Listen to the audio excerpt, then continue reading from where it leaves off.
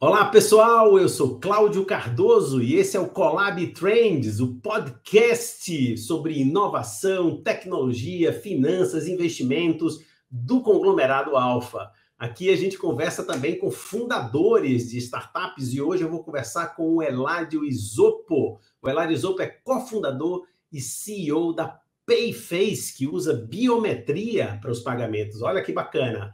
Eladio é mestre em gestão estratégica de organizações pela ESAC UDESC, Santa Catarina, formado em sistemas de informação pela Universidade Federal de Santa Catarina e em administração também pela própria escola ESAG. Ele atuou no grupo Fast Shop e na Softplan.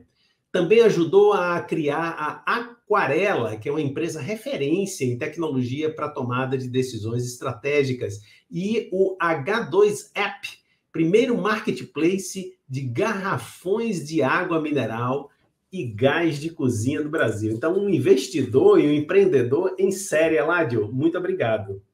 Obrigado, eu que agradeço o convite. Me permita aqui uma questão que eu já deveria ter cuidado. Eu falo isopo ou isopo? Isopo. É um então, sobrenome italiano. Mas olha, vamos começar pela Payface, né? Bota lá o seu rosto, como alguns prédios aqui de São Paulo já tem para ter acesso, e o pagamento acontece. Fala para a gente aí do negócio, né? Como é que surgiu e o que ele tem oferecido e onde tem atuado. Legal.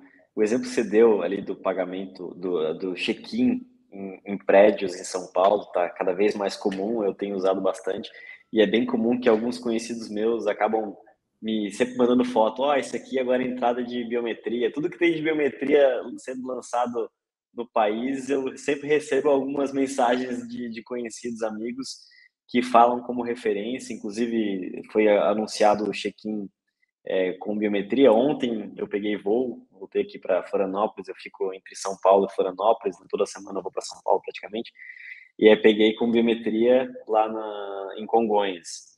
Nossa. E esse movimento de você poder fazer N jornadas do seu dia a dia com biometria facial, de fato, vai ajudar ainda mais a fazer com que o pagamento com biometria, que é o nosso caso aqui de trabalho, possa ser mais divulgado e as pessoas tenham mais confiança no processo. Falando da Payface, a gente iniciou a jornada em 2018, momento em que ninguém falava de pagamento com biometria, ninguém, entre aspas, porque na China já estava iniciando esse processo lá, o Smile to Pay surgiu da Ant Financial, que é uma grande empresa do grupo Alibaba. Naquela época, você tinha N tendências de pagamento, o NFC estava engatinhando no Brasil, foi lançado em 2018, você tinha os QR Codes, que também estavam sendo jorrados, você ia num restaurante lá, tinha 10, 15 plaquinhas de QR Code para você fazer um pagamento de QR Code, e a gente iniciou desenhando essa jornada de fazer com que o pagamento fosse o mais próximo da transparência possível para o consumidor, em que ele chegue num restaurante, no supermercado, numa farmácia e possa, de fato, fazer um pagamento muito rapidamente, sem levar nada consigo. Somente ele mesmo possa fazer o pagamento, e foi isso que a gente foi construindo desde 2018 para cá. É engraçado porque essa coisa intuitiva de apenas o corpo, talvez tenha sido aquela grande inspiração dos primeiros celulares que não tinham mais a canetinha. Eu peguei bem aquela época, talvez parte dos nossos espectadores nunca tenham visto a canetinha do Palm, né? Eu usava aquela canetinha do Palm Top. Então, o dedo já dispensa a correlação. Agora é mais, você não tem nem mais a interface do celular, é você com a loja, digamos assim, né? E isso causa uma transparência, provoca uma transparência fantástica. Onde está sendo aplicado, Eladio? Assim, pode, se você se sentir à vontade, fala dos seus clientes. Eu acho que seria interessante. Legal. Boa, a gente está no Rio de Janeiro, no Zona Sul, é um varejo bem referência da região. Em São Paulo, a gente está no Marché. Esse piloto foi feito em conjunto com a Mastercard, não somente o primeiro do Brasil com a Mastercard, mas o primeiro do mundo. Ou seja, a Payface ela propiciou o primeiro pagamento do mundo reconhecido por uma bandeira de cartão de crédito feito por biometria facial. Então, a gente está na vanguarda a nível global aí, junto com a Mastercard.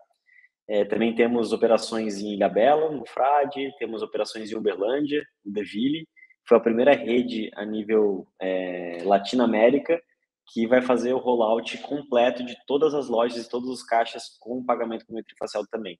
Então, são bem inovadores ali no caso de uso com a biometria facial com a PayFace. E também temos o caso do Mofato, que é um varejo que fica em Londrina e operando com a PayFace também.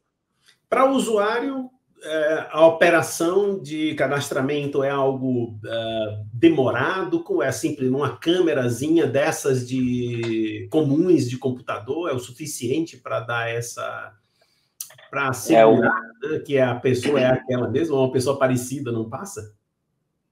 Boa pergunta. A gente recebe N perguntas ali, e a que mais aparece é a do irmão gêmeo, mas eu chego lá.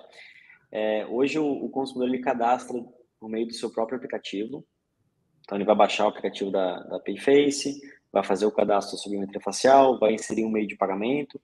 Entre esses processos a gente faz algumas validações de identidade, de meio de pagamento, que para o usuário acaba sendo transparente, mas naturalmente sempre com LGPD sendo seguida de toda a forma e a risca.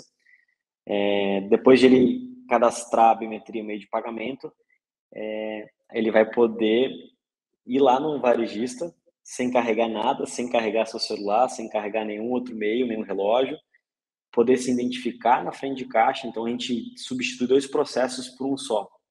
No fim do dia ele deixa de digitar o CPF no PINPAD, vai usar a biometria facial para se identificar, vai passar os produtos na frente de caixa de forma convencional e no final do processo ele vai confirmar o pagamento no mesmo dispositivo que ele se identificou inicialmente. Então nós substituímos 2 processos por um só. A identificação e o pagamento ela passa a ser uma única jornada PayFace. Bem interessante, bem interessante. Mas está associado a apenas um meio de pagamento, ou você pode ter 2 opções? Por exemplo, o meu rosto, eu tenho um cartão de débito e um de crédito, digamos, até da mesma bandeira. E isso é possível fazer já com a tecnologia, ou ainda está assim, conectado? Não sei se ainda é uma boa palavra, né? Mas está conectada a uma forma de pagamento cadastrada. Hoje a gente está autorizando pagamento somente via cartão de crédito. Entendi. Mas no fim do dia você pode cadastrar N cartões que você utilize. Tem algumas regras de segurança para não permitir que um usuário cadastre 50 cartões, né, para prevenção à fraude. A gente está também trabalhando para permitir pagamentos de débito junto com os emissores e também o Pix, muito provavelmente no ano que vem. Então, você vai poder fazer um Pix com o rosto, que a gente está chamando aqui de um produto que a gente vai lançar, que é o PixFace, uma marca da PayFace também. Hoje o Pix ele virou o maior volume de transações peer-to-peer para consumidores, mas no varejo está praticamente inexistente. Por quê? A jornada é muito doída. O consumidor ele tem que estar em um aplicativo de banco, tem que ter um celular, tem que fazer uma leitura de código, seja numa frente de caixa, num ponto, ou eventualmente até dentro do banco dele digitar o CNPJ do estabelecimento.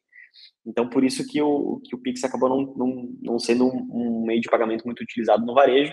Com a jornada da PayFace, a gente acredita que vai poder entregar a melhor UX possível para o consumidor fazer um Pix. E aí vai ser bom para o varejista, vai ser bom para o consumidor, vai ser bom para todo o ecossistema. Fantástico, fantástica marca PixFace, parabéns, né? Poxa, que ideia bacana. Aí veja, eu estou falando um pouco da questão da segurança, né? Porque todo mundo quer dizer, o cara bota lá o rosto dele parecido comigo e gasta meu dinheiro, né? Mas, além disso, uma outra questão que me surge de imediato do ponto de vista do usuário, a questão de privacidade, mas aí eu fico pensando, meu Deus, você apareceu ali no rosto, um instantinho ali, só para autorizar seu pagamento, e a gente é filmado todo dia nas garagens, nos prédios, nos elevadores. Então, na verdade, assim, essa fantasia de estar ali fornecendo o seu rosto, a gente está fornecendo o rosto o dia inteiro, praticamente, hoje, em tudo quanto é canto que a gente vai. Mas, certamente, neste caso, está associado a dados financeiros. Como é que é tratada essa questão de privacidade, né? Associada à segurança, naturalmente? Perfeito. Então, a gente tem 2 frentes muito bem trabalhadas aqui dentro de casa. A privacidade e a segurança.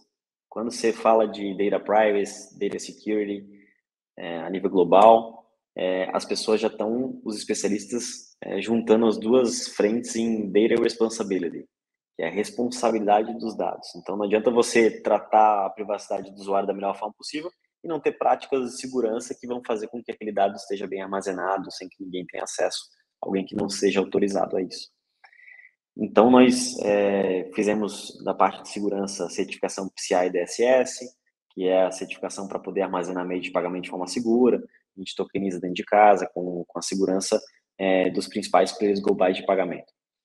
Do lado de privacidade de dados, a gente fez um assessment junto com o nosso escritório, que toca essa frente, que é o Verano, e a gente fez diversas adequações, mesmo a gente tendo nascido lá em 2018, seguindo a LGPD à risca, quando a gente foi botar a lupa, junto com a assessoria do Verano, a gente viu que tinha melhorias a mais ainda que a gente poderia seguir. E a gente escolheu o caminho do consentimento. Então, quando você fala de biometria facial, você pode utilizar também o caminho de prevenção à fraude, que muitas empresas de biometria facial acabam utilizando isso, que é a prevenção à fraude transacional ou de originação. No nosso caso, a gente resolveu escolher o consentimento, ou seja, a gente não captura a biometria sem o prévio consentimento do consumidor, seja no momento de cadastro, seja no momento de transação, e a gente não vai capturar sem que ele esteja realmente demonstrando que quer fazer aquilo ali. Então, dito isso, a gente nunca vai ser associado a uma solução que pode botar uma câmera num teto de um varejista e sair cobrando as pessoas de forma aleatória, sem que a pessoa diga que quer fazer aquele pagamento. Então, a gente sempre vai ter uma jornada em que ele vai ter que fazer a leitura, a gente vai ter que autorizar a leitura de biometria, vai ter que autorizar a transação. Então, dessa forma, a gente entende que faz com que o usuário final tenha uma clareza de que a biometria que pode acontecer de outros fins, de prevenção à fraude, de segurança urbana, não é a mesma biometria que a gente vai utilizar. A gente vai ser tão simples quanto a pessoa ir lá no terminal de pagamento e passar um cartão de crédito, a única diferença é que vai ser o rosto dela. Fantástico. Eu quero fechar esse assunto, que eu acho que são preocupações que me parecem que estão aí na sociedade, né? Eu queria falar um pouco depois sobre a adesão, como é que tem sido a experiência, né? Se é uma coisa assim que tem sido acolhido tanto pelas empresas, pelos seus clientes, como pelos clientes deles, né? Então, antes de falar disso, eu queria só encerrar essa questão da segurança, perguntando assim uma coisa mais técnica, né? Qual é a margem de precisão disso, assim? É praticamente impossível que uma pessoa pareça com a outra. Você falou aí dos gêmeos, né? Como é isso? Assim, é realmente preciso ou tem uma margenzinha de erro? A biometria facial evoluiu muito nos últimos anos. A gente hoje está no nível tecnológico que não se compara com 3, 4 anos atrás, inclusive de quando a Payface começou. O próprio motor de biometria da Payface já está na 4ª versão. Nenhuma solução de biometria facial é 100%. Não existe isso no mundo. Existe 99,n casas decimais onde a gente está hoje. Mas no fim do dia, a gente separa em algumas camadas de confiabilidade daquela transação. Então, se a gente tem hoje um Tier 1, que é o Great Match, esse tier representa com que a gente tem certeza absolutíssima que aquela pessoa é ela mesma, e a gente libera a transação na hora.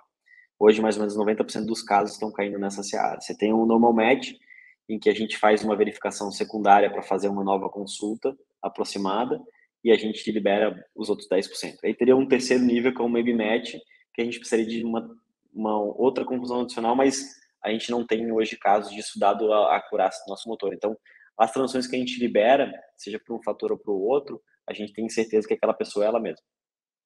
Muito legal. Agora, entrando aí a questão da adesão, né? Bom, eu sou uma loja, uma cadeia de lojas.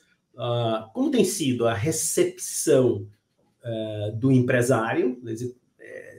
Será que esse negócio é bom? Ou uma coisa assim, nossa, é encantador, eu quero oferecer isso para o meu cliente. E quando chega no cliente, como tem sido essa experiência de vocês? Acho que isso é uma coisa maravilhosa, pelo fato de vocês serem pioneiros, né, Ládio? Então, você está lá na frente dizendo, olha, é o contrário, a adesão é espetacular. Ou tem as suas barreiras. Conta pra gente.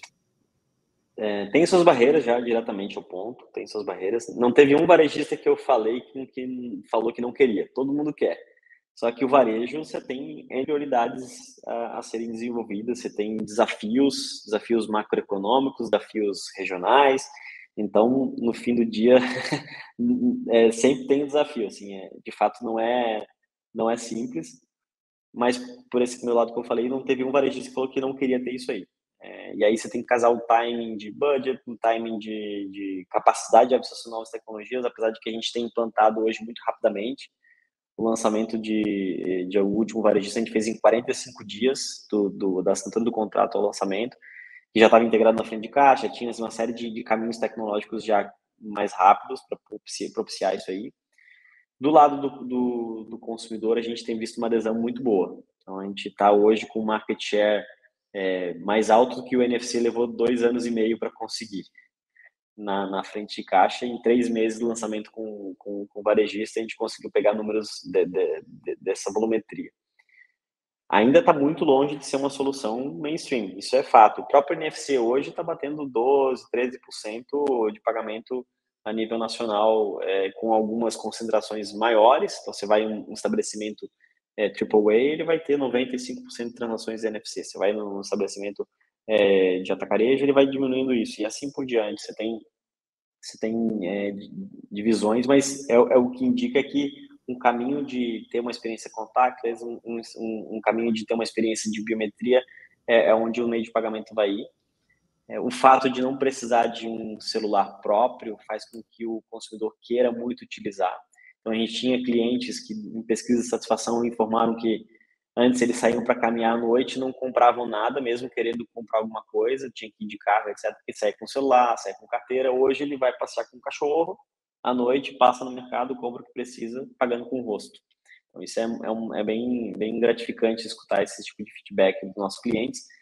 E para o varejista, além de ele ser um varejista inovador, de entregar um valor adicional para o seu cliente, ele também tem uma redução de custo operacional. A gente acaba entregando uma redução de 30 segundos, em média, na experiência de identificação e pagamento somadas. Isso é muito pouco se a gente for analisar um caso, mas se você analisar todas as transações, isso é uma redução de custo operacional bastante expressiva Para um que um supermercado. varejo consegue. Nossa, para um supermercado, perdão lhe interromper, para um supermercado 30 segundos é um mundo, né? Nossa, uma coisa atrás da outra, né? 30 segundos ali na esteira ali, né? Nossa, muito, muito interessante, Eladio, essa experiência. E eu penso outra coisa também, né? Quer dizer, a força do exemplo, né? Então você me fala, olha, no aeroporto eu mostrei o meu rosto. Aí tem um poder de influência de marca, né? Viajar ainda é uma coisa de destaque, e sempre será uma coisa charmosa. Isso vai criando uma onda de simpatia e de adesão também. Essa é a minha percepção de quando tem os prédios bacanas, você vai entrar lá, tem isso, e isso vai ensinando ao usuário para uma coisa mais, digamos, do varejão, do dia a dia. Agora, eu queria puxar um assunto mais empresarial, Eladio, assim, e talvez aí já falando um pouco da sua trajetória, né? Um cara jovem, você é um empreendedor, passou por experiências bastante robustas no mundo corporativo e também em outros empreendimentos. Esse H2App é muito bacana, de entrega de água mineral e gás e tal. Conta para a gente aí um pouco da sua experiência empresarial e, ao mesmo tempo, fala aí da trajetória de alavancagem, investimento da Payface. Perfeito. Eu sou empreendedor, como você descreveu, então desde o começo da minha jornada, 21 anos, eu comecei a empreender com meus sócios e desafios. Então, aprendi de fato o que é montar empresa, assumir um CNPJ, ter clientes, pagar as contas, vender. Então, fiz isso por 2 oportunidades, tanto endereçando no Big Data e Analytics, que na época não existia, estava em 2010, 2011, não existia nada no Brasil. Hoje já é uma solução muito bem vista por grandes players. Naquela época a gente estava começando as primeiras grandes contas da empresa.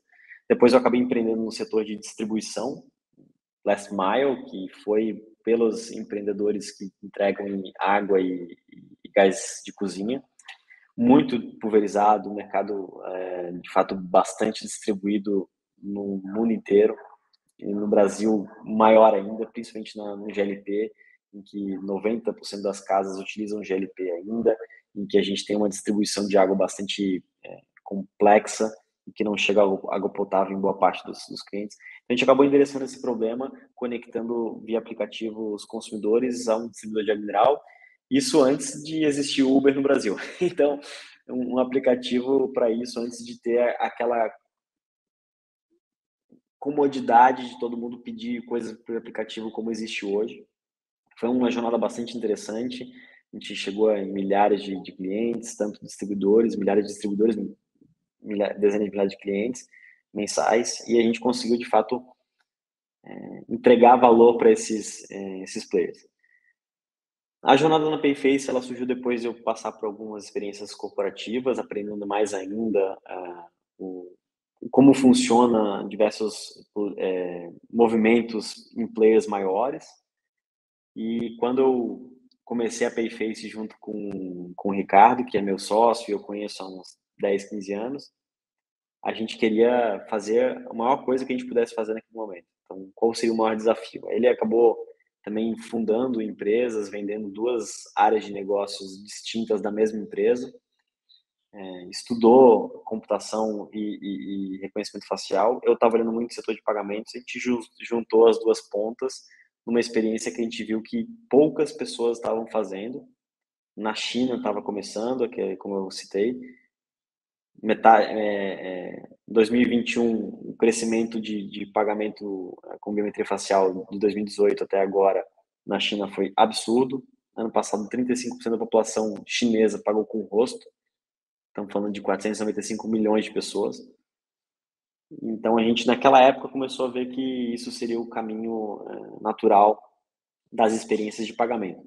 Hoje, uma parceria nossa, junto com a Mastercard, ratifica esse processo de construção junto com o ecossistema de pagamento, porque no limite é uma proposição de valor que a Payface sozinha ela não executa.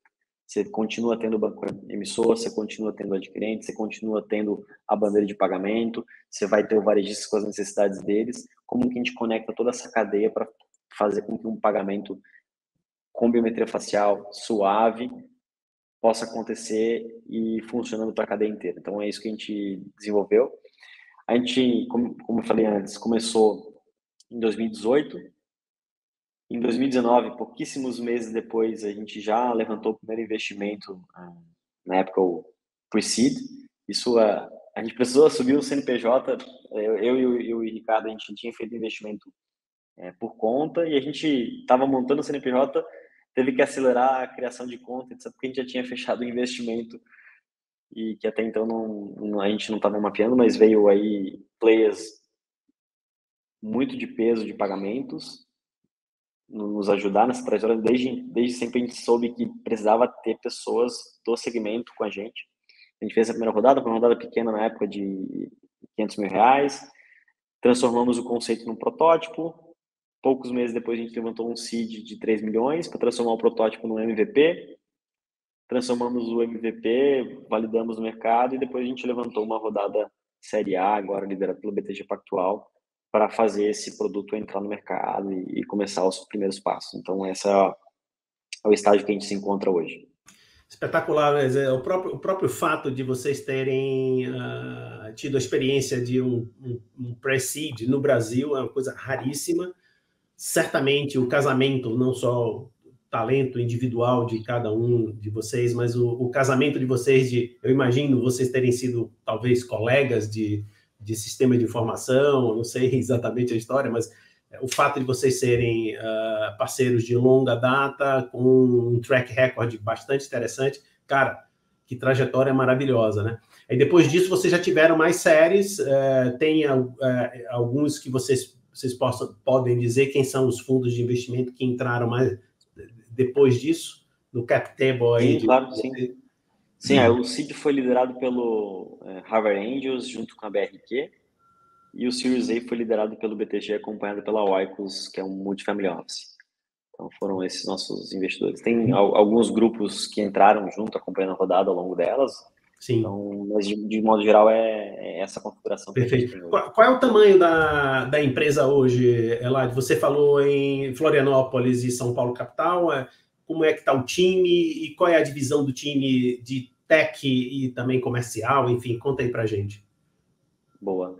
Nós somos em 62 hoje, ainda está Nossa. expandindo. Desses 62, metade é time de produto e tech, metade é time de operações e vendas, marketing, todo o suporte que a gente precisa ter. Desses 62, 26 moram em 27, agora moram em Florianópolis. O restante está espalhado no modelo que a gente é remote first. É um modelo flexível, que você trabalha de onde você quiser. E a gente tem aí encontros semestrais com todo mundo da empresa de todos os lugares aqui em Florianópolis também. Eu fico em São Paulo, onde a gente tem um escritório também auxiliar. Nossa sede de escritório fica aqui em Florianópolis, mas eu tenho uma sede de auxiliar em São Paulo, onde eu fico geralmente terça, quinta. Então você tem que estar em São Paulo, não adianta estar em outros lugares. E hoje a gente tá crescendo, tem um time legal, fazendo a execução, trouxemos profissionais seniores liderando as áreas. Então tem que ter pessoas que já passaram por aqueles desafios para executar rápido. A gente está com um momento bem bacana para seguir, crescer e fazer a tese acontecer. Muito legal. Bom, eu queria explorar com você um pouco o nome do nosso programa, né? Trends, tendências, visão de futuro. Acho que você está sentado numa cadeira privilegiada nesse sentido, porque você, desde a origem deste negócio e outros, eu entendi isso. Você é um cara que sempre olha onde é que está o limiar, o que é que está sendo utilizado em algum lugar e que a gente possa oferecer. A tecnologia transforma a vida das pessoas sempre, em toda a história da humanidade, milênios sempre transformou a tecnologia, só que hoje no nível de intensidade e velocidade inéditos, né? Assim, é uma coisa impressionante. Uma empresa que usa o corpo da pessoa para fazer pagamentos é algo que não deixa dúvidas do impacto na vida das pessoas.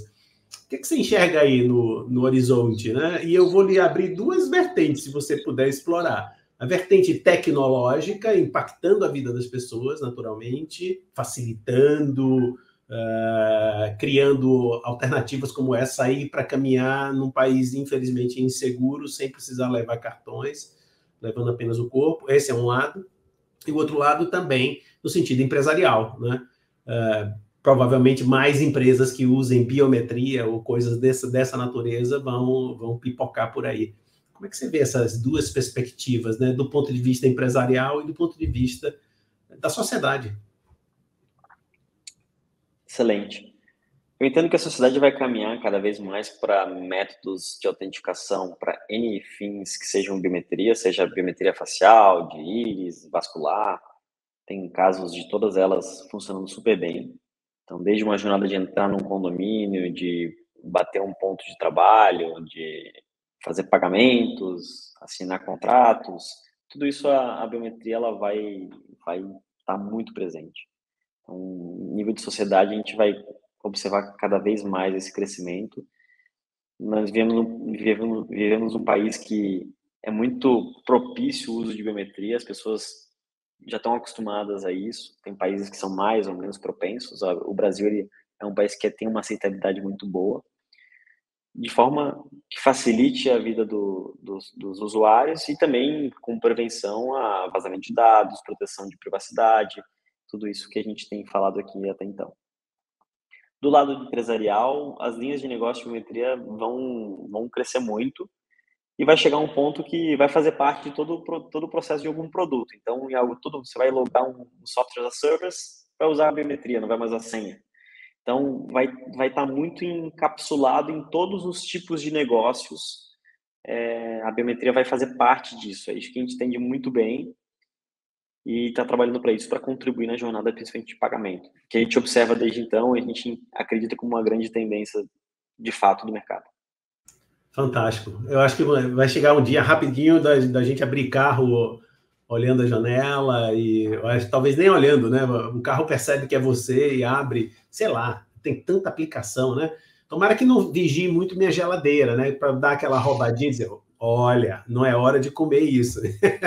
Não, não dá para duvidar dessa ideia aí em breve, né, não, Eladio? Olha, bacana, cara. Tem alguma coisa que você gostaria de falar que eu não lhe perguntei aqui para a gente explorar um pouco o Payface? Eu vou botar o link da Payface aqui na descrição, tanto do Spotify como do YouTube, e deixo aí em aberto aí para você comentar o que você quiser. Obrigado pelo convite, obrigado, Conglomerado Alfa.